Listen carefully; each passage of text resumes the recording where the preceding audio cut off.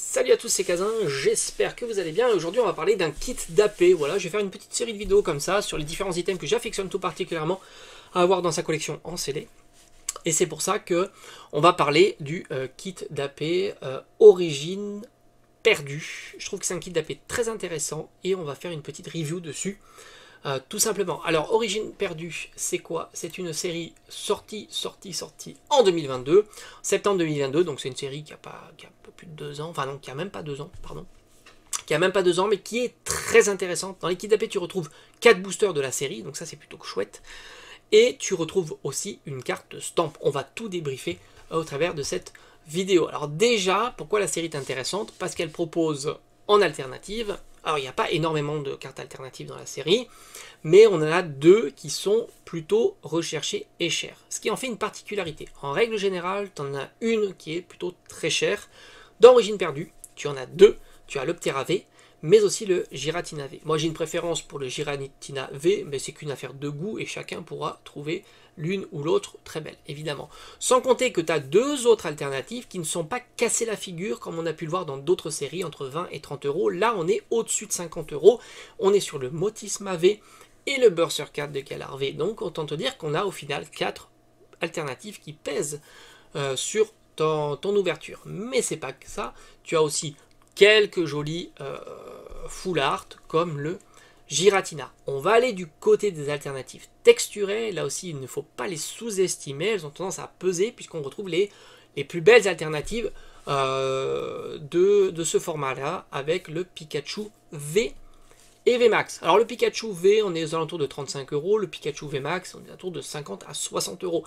Il est quasiment indétrônable, le Pikachu VMAX texturé en version TG. Il faudra aller du côté de Rayquaza, qui est à peu près son homologue. Donc autant te dire que c'est une série qui ne fera que croître avec les années, tant elle propose des cartes très intéressantes. Alors, on aurait pu parler d'autres cartes, et c'est vrai, mais là n'est pas la question, on va parler surtout du kit d'AP. Alors le kit d'AP, comme je t'ai dit, il y a 4 boosters de la série, une carte stamp aléatoire parmi 4.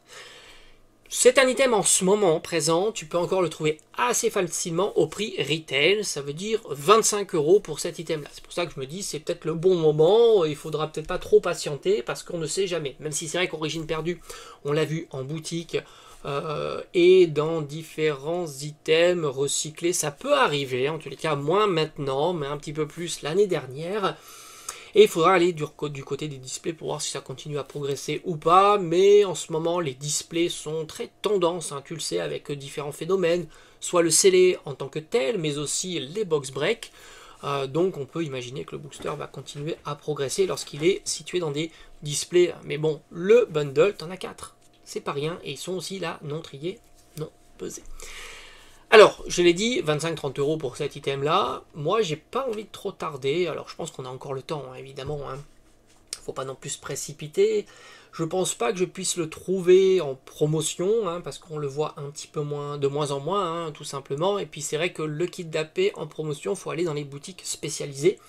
Et dans les boutiques spécialisées, dont j'ai l'habitude de regarder, soit il y en a plus, soit il y en a très peu. Donc, le voir en promotion, j'ai peu de... Je pense pas.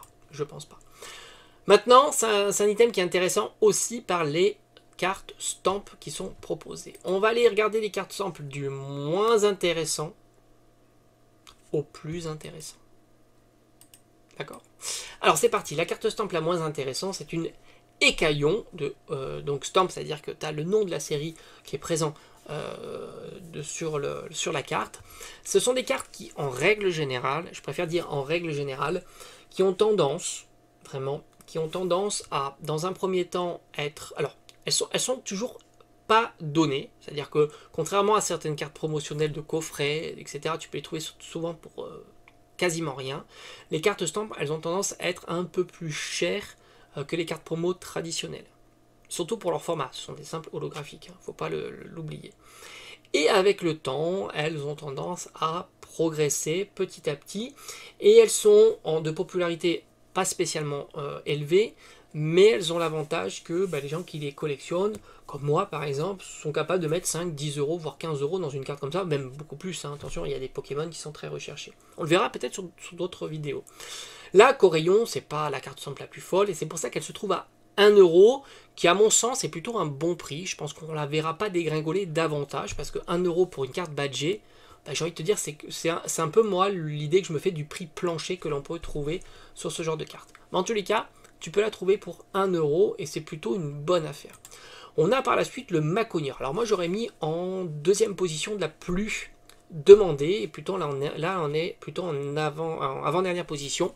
Je suis assez surpris. C'est une carte que tu peux trouver aux alentours de 2,50 €. Alors pourtant Maconier est quand même assez populaire, c'est un Pokémon plutôt stylé, et 2,50 € là aussi je la trouve plutôt très raisonnable pour cette carte promotionnelle. On trouve par la suite Guerryland. Entre nous, l'illustration est superbement bien réussie, et elle tourne aux alentours de 3 €. Mais j'aurais quand même inversé les deux par rapport au protagoniste. J'aurais pu imaginer que Maconier est plus recherché que Guerryland, et j'ai envie de te dire, on a la chance d'avoir Ectoplasma dans la série de 4 cartes. Et là, pour moi, il n'y a aucune ambiguïté. Ectoplasma est la meilleure carte, la carte la plus populaire de ce kit d'AP. Pour l'instant, j'ai envie de dire que pour l'instant, c'est une carte que tu peux trouver aux alentours de 5-6 €. Alors c'est vrai que ça peut paraître cher pour une carte holographique badgée, mais au final, en y réfléchissant assez bien, en voyant quand même la popularité du Pokémon, je pense qu'on n'est pas dans un prix très délirant. Moi je crois de mémoire, je les ai achetés. Alors j'en ai acheté plusieurs de cette carte là, moi je la trouve géniale, aux alentours de 4 €, et je trouvais que c'était un excellent prix. Là j'ai l'impression que c'est monté un petit peu, on est entre 5 et 6 €, plus proche des 6 que des 5, et je pense pas que ça soit non plus on va dire un prix trop dégueulasse pour cette carte là, qui à mon sens aussi risque de progresser avec le temps. En tous les cas, c'est une superbe carte badgée. Et donc ce qui est intéressant, voilà, donc le kit d'AP, c'est très le kit d'AP, donc si on pouvait conclure par rapport à ce kit d'AP de Origine Perdue, il est très intéressant d'une part pour la série qu'il propose, que des bangers. Je trouve que c'est une série qui est assez notable dans Épée et Bouclier, surtout dans la deuxième partie de Épée et Bouclier, quand tu vas aller en chasse des TG, que ce soit texturé, non texturé. Même les Black Gold sont aussi très intéressants. Il y a le Mew et le Pikachu. Ça aussi, c'est pas à sous-estimer, même si en ce moment, ce ne sont pas des cartes qui sont très portées par la tendance. Mais on ne peut pas savoir, les tendances se font et se défont aussi. Il ne faut pas les sous-estimer. Peut-être qu'un jour, tout le monde rêvera d'avoir le Pikachu VMAX Gold, et c'est pas le cas maintenant. Et en plus, il propose une carte stamp qui pourrait être aussi très intéressante à faire, à ouvrir et à avoir dans sa collection. Même si là, pour l'instant, il y a de la disponibilité. Ça, sur ce côté-là, ce sont des cartes qui sont quand même fortement disponibles, parce que, comme je t'ai dit, en règle générale, il y a peu de gens qui les recherchent, mais qui veulent bien mettre une certaine quantité d'argent sur ce genre de cartes. Mais encore une fois, certains vont aussi collectionner tous les formats de cartes d'un Pokémon, et Ectoplasma est un Pokémon très collectionné aussi. Donc là, je ne serais pas surpris, justement, de voir cette tendance s'installer sur ce kit d'AP. Donc kit d'AP plutôt intéressant. Moi, je pense que je vais me le procurer. En tous les cas, ça va être un de mes objectifs. Alors, est-ce que je vais mettre les 25 €, 25-30 € à peu près de ce qu'on trouve, ou est-ce que je vais attendre de trouver un bon plan? Je sais pas. Allez, je te dis à bientôt.